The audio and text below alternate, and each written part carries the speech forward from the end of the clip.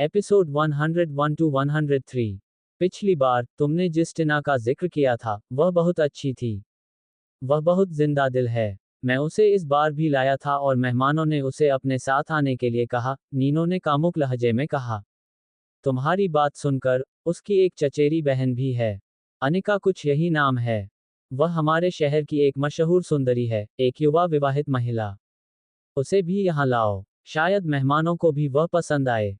दो बहनें, जरूर दिलचस्पी होगी। जैक्सन तुरंत समझ गया और बोला, मास्टर नीनो, चिंता मत करो। उस छोटी लड़की को हमें 100,000 डॉलर देने हैं। मैंने सुना है कि उसकी चचेरी बहन के पास भी हाल ही में अपनी बेटी की सर्जरी के लिए पैसे कम पड़ गए हैं। बहुत अच्छा, अभी करो। मास्टर नीनो हंसे। अर्जुन ने भौहें सिकोड़ी। उसे लगा कि सिर्फ टिना ही इस मामले में शामिल है। अप्रत्याशित रूप से, वे इस मामले में अनिका को भी घसीटना चाहते थे। तो फिर, उन्हें उसे असभ्य होने का दोष नहीं देना चाहिए। इस तरह, अर्जुन वहां से नहीं गया। वह रुका, मुड़ा और चेहरे पर ठंडा भाव लिए हुए नीनो के पास चला गया। मैंने कहा, समस्या क्या है? तुमने अभी तक इस बच्चे को क्यों नहीं संभाला? जैक्सन आग बबूला था। क्या ये सभी लोग निकम्मे थे? नीनो भी बहुत दुखी था। उसे सबसे ज्यादा इस बात से नफरत थी कि उसकी बातें उसके लोगों के अलावा किसी और को सुनाई दें। चूंकि वह एक संदिग्ध व्यक्ति था, इसलिए उसे हमेशा ये चिंता रहती थी कि कहीं उसके विरोधियों ने उसे गुप्त रूप से तो नहीं भेज दिया है। मास्टर नीनो, अर्जुन ने ठंडे स्वर में कहा। नीनो ने अपनी भौहें ऊपर उठाईं, उसके मुंह के कोनों पर एक दुष्ट मुस्कान उभरी। उसने पूछा, क्यों, क्या तुम मुझे जानते हो? अर्जुन ने ठंडी आवाज में कहा, टिना मेरी वाइफ की बहन है। अनिका मेरी पत्नी है। इस साधारण वाक्य ने तुरंत ही बार को शांत कर दिया। नीनो चौंक गया। जैक्सन ने झुंझलाहट में अपना सिर थपथपाया। फिर दांत पीसते हुए बुदबुदाया, इस बारे में भूल जाओ।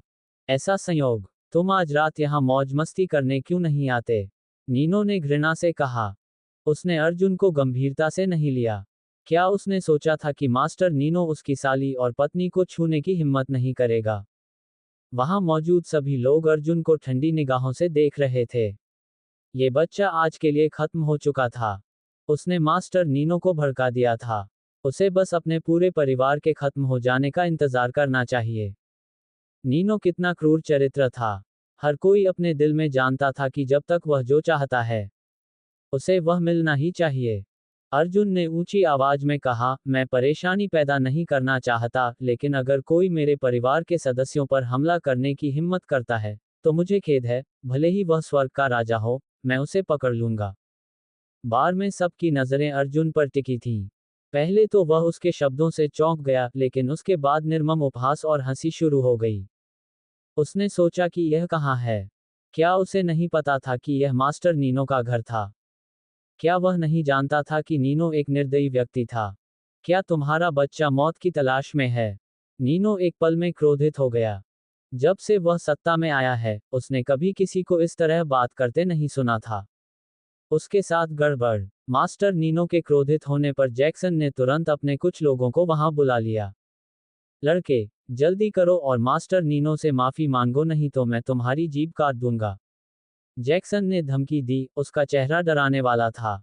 हालांकि, अर्जुन ने अपनी बाहें उठाईं और सबके सामने व्यंग्य किया। वह इतना योग्य नहीं है कि मैं उससे माफी मांगूं।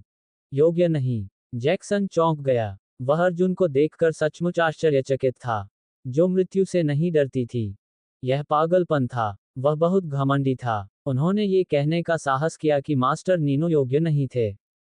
जैक्सन, इसके हाथ पैर काट दो। इसकी जीभ काट दो और इसे शराब में भिगो दो। नीनो का चेहरा ठंडा था और उसकी आंखों में ठंडक दिख रही थी।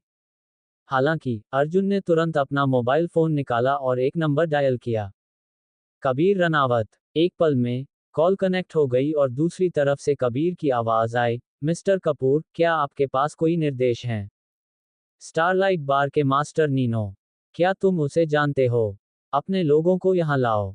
मैं उसे मुंबई शहर से हटाना चाहता हूँ। अर्जुन ने शांति से कहा।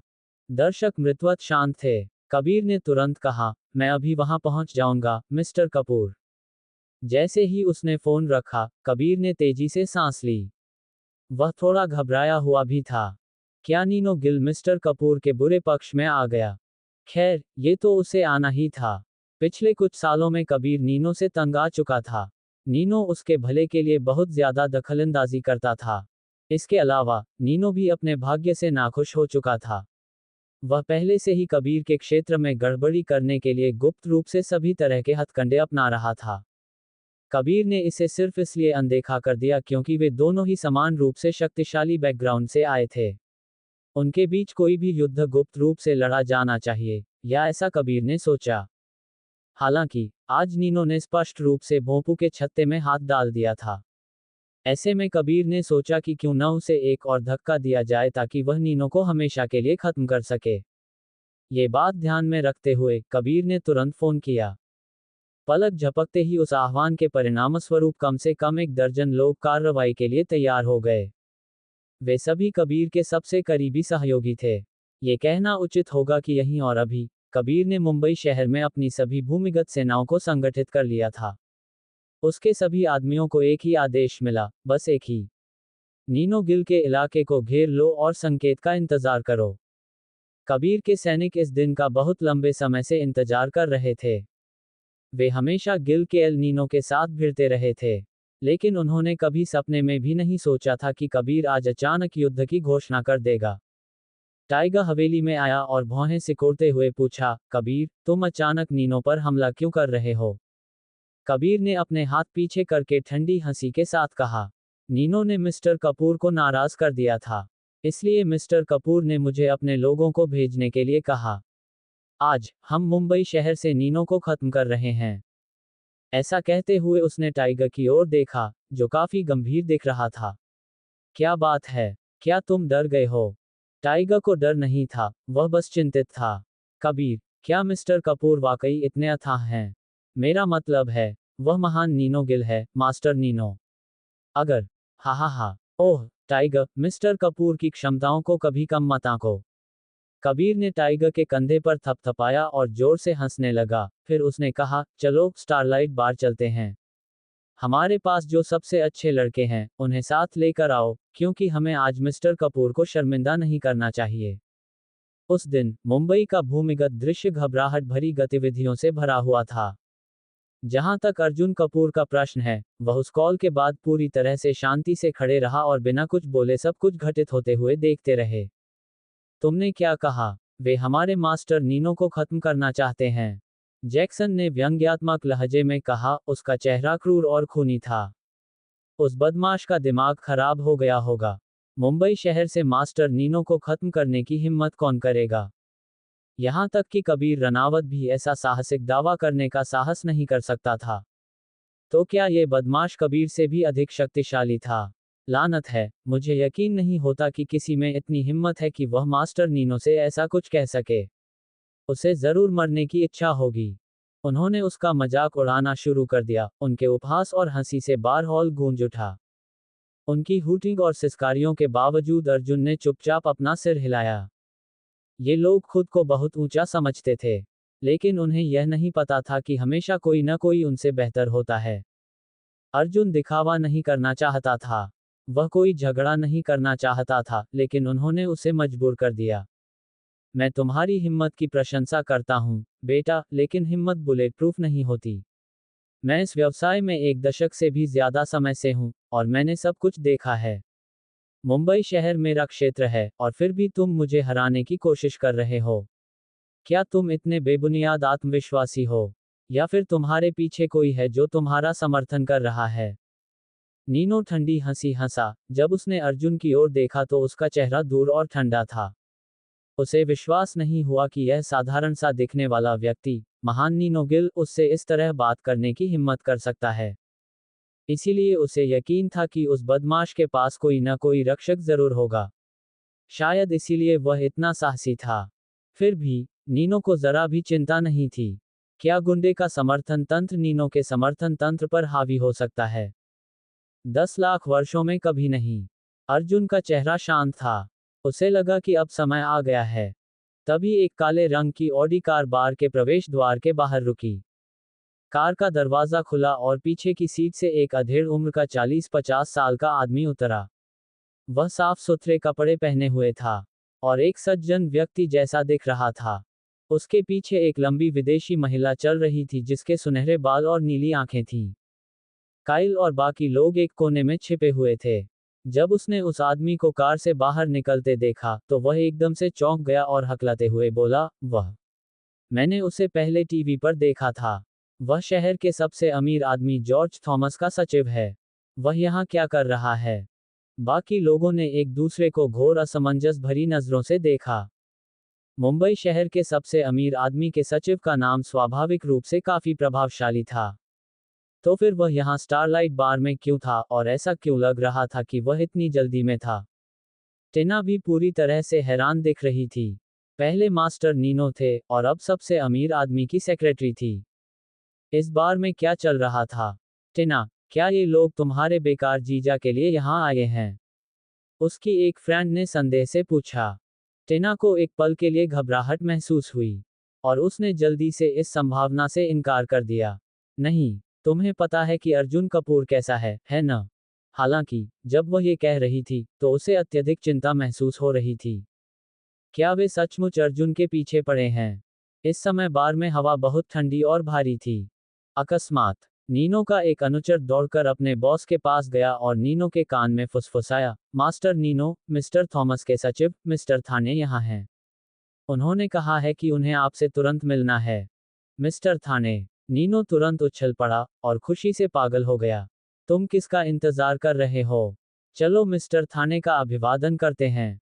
उसके अनुचरों ने उसके सामने एक रास्ता खोल दिया। नीनो स्पष्ट रूप से उत्साहित था। आखिरकार वह मिस्टर थाने थे, जो शहर के सबसे अमीर आदमी जॉर्ज थॉमस के मुख्य सचिव थे। नीनो के मैदान पर उनका आना बहुत सम्मान की बात थी। मुंबई शहर में एक कहावत थी, जहां मिस्टर थाने जाते थे वहां जॉर्ज थॉमस की वसीयत चली जाती थी। इससे पहले कि नीनो मिस्टर थाने के पास पहुंच पाता, वह सुनहरे बालों वाली, नीली आंखों वाली युवा सेक्रेटरी को साथ लेकर बार में चला गया था। कौन उसके रास्ते में खड़ा होने की हिम्मत करेगा? ओह माय, मिस्टर ठाणे, बहुत दिनों बाद आपको यहाँ देखना कितना दुर्लभ है। आज आपको यहाँ लाने के लिए किस्मत ने क्या किया? मैं बहुत सम्मानित महसूस कर रहा हूँ। नीनो ने तुरंत मिस्टर थाने की चापलूसी की। उसका व्यवहार सम्मानजनक था। उसकी पीठ झुकी हुई थी और उसका सिर नीचे था। उसने मिस्टर थाने से हाथ मिलाया। उसकी मुस्कान जितनी चापलूसी कर सकती थी उतनी थी। फिर भी मिस्टर थाने ने नीनो को केवल एक ठंडी और दूर की नज़र से देखा। यहाँ आने से पहले ही मिस्टर थॉमस ने उन्हें निर्देश दे दिया था कि वे हर काम में युवा मालिक के निर्देशों का पालन करें। यही कारण था कि मिस्टर थाने ने नीनो के बढ़े हुए हाथ को भी नहीं हिलाया, बल्कि उसके पास से होते हुए क्लब में चले गए। इससे नीनो के मुंह के कोने फड़कने लगे। उसे यह अच्छा नहीं लगा, लेकिन उसने अपने चेहरे पर चमकती हुई मुस्कान बरकरार रखी। इसके बाद जो हुआ उसने नीनो के चेहरे से मुस्कान गायब कर दी। वह सदमे में खड़ा रह गया और एक भी शब्द नहीं बोल पाया। माफ कीजिए, मैं देर से आया, यंग मास्टर। मिस्टर थाने तेजी से अर्जुन के पास गए और फिर उसे 90 डिग्री का सम्मानपूर्वक झुककर प्रणाम किया। पूरे क्लब में मौत जैसा सन्नाटा छा गया। तापमान गिर गया। हर कोई आश्चर्यचकित था। यहाँ क्या हो रहा था? मिस्टर ठाणे उस दयनीय जगह की बर्बादी के आगे झुक रहे थे और उसे यंग मास्टर कह रहे थे।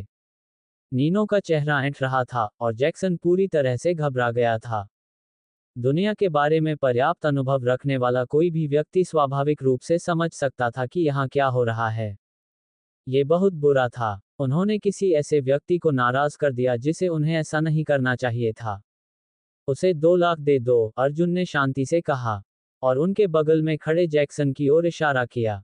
मिस्टर थाने ने एक पल भी संकोच नहीं किया। उन्होंने अपना हाथ हिलाया और उसके बगल में बैठी युवा सुंदर सचिव ने तुरंत अपना सूटकेस खोला जो उसके पास था। वह पैसों से लबालब भरा हुआ था। उसने 20 नोटों की गड्डियां निकाली और उन्हें कॉफी टेबल पर फेंक दिया। जैक्सन अब एकदम घबरा गया था। उसके घुटने कमजोर महसूस हो रहे थे और उसने जल्दी से कहा, उसके चेहरे पर शर्मिंदगी थी, नहीं, नहीं, सब ठीक है। मानो उसने 2 लाख स्वीकार करने की हिम्मत की हो। इसका मतलब होगा अपनी मौत के वारंट पर हस्ताक्षर करना। अर्जुन ने उसे अनदेखा कर दिया और अपनी नज़र नीनो पर टिका दी। उसने शांति से कहा, तुम्हें क्या लगता है मैं तुम्हारे साथ क्या करूंगा, नीनो गिल? आखिरकार नीनो एक गिरोह का सरगना था। उसने कई साल अंडरवर्ल्ड में बिताए थे, इसलिए जाहिर है कि उसके अपने कनेक्शन और संसाधन थे। स्वाभाविक रूप से वह घुटनों के बल गिरकर अर्जुन की जमीन चाटने वाला नहीं था, सिर्फ इसलिए कि मिस्टर ठाणे ने उसे यंग मास्टर कहा था। इसके बजाय वह बस हंसा। उसका रवैया पहले की तुलना में बहुत कम कृपालु था। ठंडेपन के साथ उसने कहा, यंग मास्टर कपूर, पहले आपको नाराज करना मेरी गलती थी। मैं इसके लिए ईमानदारी से माफी मांगता हूँ। तो क्या हमें बीती बातों को भूल जाना चाहिए? नीनो को इस समय कुछ खास खुशी नहीं हो रही थी। इतने सालों में उसने कभी किसी के सामने इस तरह सिर नहीं झुकाया था। फिर भी वह मिस्टर थाने था। वह समाज में मिस्टर थाने की स्थिति को नजरअंदाज नहीं कर सकता था। यदि नीनो ने सचमुच मिस्टर थाने के युवा स्वामी को अपना शत्रु बना लिया था, तो यह उसके लिए केवल त्रासदी ही होगी। हालांकि एक बात नीनो को समझ में नहीं आई। अगर वह बदमाश वाकई इतना बड़ा था, तो वह ऐसा क्यों व्यवहार कर रहा था जैसे वह कंगाल और कमजोर हो? क्या आजकल ये चलन है? दुर्भाग्यवश अर्जुन ने नीनो की शांति प्रार्थना को नजरअंदाज कर दिया। जिस तरह से उसने देखा, नीनो ने उसकी पत्नी और उसकी साली का अपमान किया था। यह ऐसी बात नहीं थी जिसे अर्जुन बर्दाश्त करने वाला था। इसीलिए उन्होंने बहुत शांति से कहा, क्या तुम भूल गए कि मैंने अभी क्या कहा था? वह शहर से नीनो को खत्म करने जा रहा था। नीनो का शरीर कांप उठा और वह गहरी भौहें सिकोड़ने लगा। उसके मुंह पर एक क्रूर मुस्कान फैल गई और उसने कहा, मास्टर कपूर, अनावश्यक दुश्मन मत बनाओ। मैं कोई ऐसा व्यक्ति नहीं हूं जिसे तुम रौंद सको। उनके संकेत पर पूरे बार में उनके अनुचरों ने उन्हें घेर लिया तथा अपनी संख्या के बल पर अर्जुन को पराजित करने की धमकी देने लगे। हालांकि अर्जुन ये सब कुछ चुपचाप देखता रहा।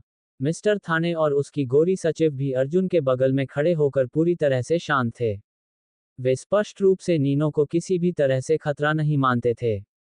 बाहरी लोगों को ये मूर्ख लोग मुंबई शहर के तानाशाह लग सकते हैं, लेकिन उनके लिए या मास्टर कपूर के लिए नीनो और उसका गिरोह जमीन पर रेंगती चींटियों से अधिक कुछ नहीं थे।